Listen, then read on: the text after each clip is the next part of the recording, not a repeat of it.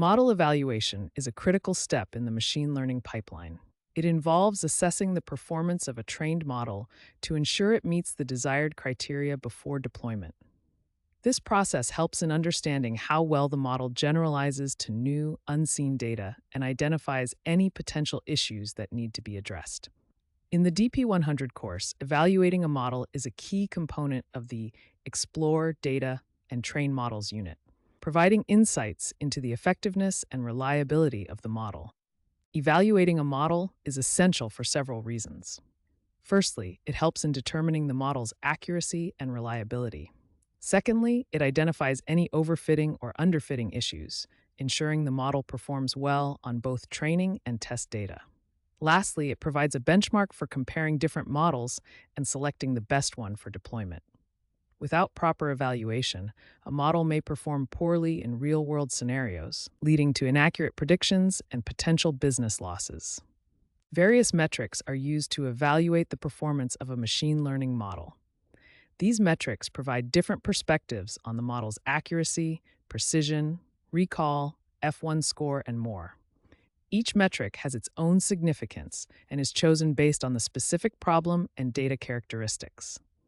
Understanding these metrics is crucial for interpreting the model's performance and making informed decisions about its deployment.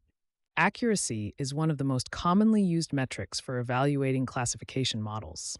It measures the proportion of correctly predicted instances out of the total instances. However, accuracy alone can be misleading, especially in cases of imbalanced datasets where one class significantly outnumbers the others.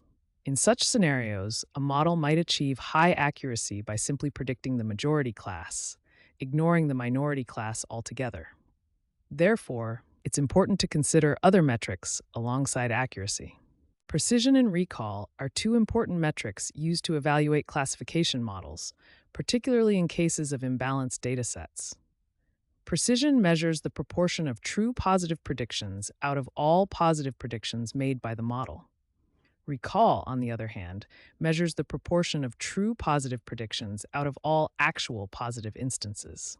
Both metrics provide valuable insights into the model's performance, especially in identifying the minority class correctly. The F1 score is a metric that combines precision and recall into a single value, providing a balanced measure of a model's performance. It is the harmonic mean of precision and recall, giving equal weight to both metrics. The F1 score is particularly useful when dealing with imbalanced datasets, as it ensures that both precision and recall are taken into account. A high F1 score indicates that the model performs well in identifying both positive and negative instances accurately. The receiver operating characteristic, ROC curve, is a graphical representation of a model's performance across different threshold values. It plots the true positive rate, recall, against the false positive rate, providing a comprehensive view of the model's ability to distinguish between classes. The area under the curve, AUC, is a single value that summarizes the ROC curve, with higher values indicating better performance. The Rossi curve and AUC are particularly useful for evaluating binary classification models. A confusion matrix is a table that summarizes the performance of a classification model by comparing the predicted and actual values.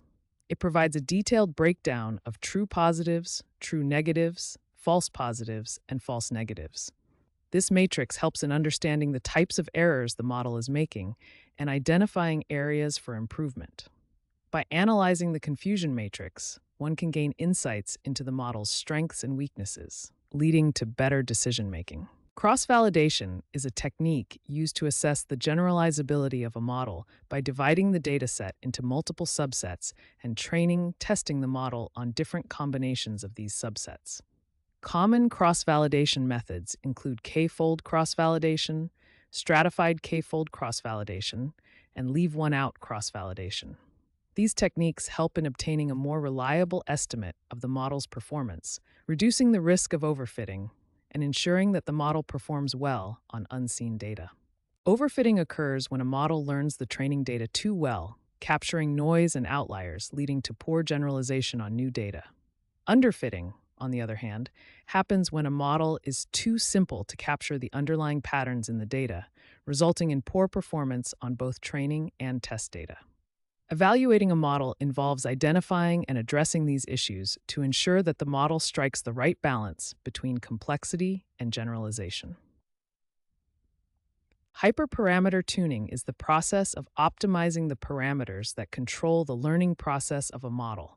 These parameters, such as learning rate, regularization strength, and number of layers, significantly impact the model's performance. Techniques like grid search, random search, and Bayesian optimization are commonly used for hyperparameter tuning. Proper tuning helps in improving the model's accuracy and generalization, leading to better evaluation results. In practice, model evaluation involves a combination of different metrics and techniques to obtain a comprehensive understanding of the model's performance. It requires careful consideration of the problem at hand, the characteristics of the data, and the specific requirements of the application. By systematically evaluating the model using various metrics and techniques, one can ensure that the model is robust, reliable, and ready for deployment in real-world scenarios. Let's consider a case study where we evaluate a classification model for predicting customer churn. The dataset contains information about customer demographics, usage patterns, and service history. We start by splitting the data into training and test sets, followed by training the model on the training set. Next, we use metrics like accuracy, precision, recall, F1 score, and ROC AUC to evaluate the model's performance on the test set. By analyzing these metrics, we identify areas for improvement and fine-tune the model accordingly. In this case study, we evaluate a regression model for predicting house prices. The dataset includes features like location, size, number of rooms, and age of the property. We begin by splitting the data into training and test sets, followed by training the model on the training set. To evaluate the model's performance, we use metrics like mean absolute error, MAE, mean squared error, MSE, and R-squared. By analyzing these metrics, we gain insights into the model's accuracy and identify areas for improvement. Model evaluation is a crucial step in the machine learning pipeline, ensuring that the model performs well on new, unseen data. By using a combination of different metrics and techniques, one can obtain a comprehensive understanding of the model's performance. It's important to consider the specific problem, data characteristics, and application requirements when evaluating a model. By following best practices and systematically evaluating the model, one can ensure that it is robust, reliable, and ready for deployment.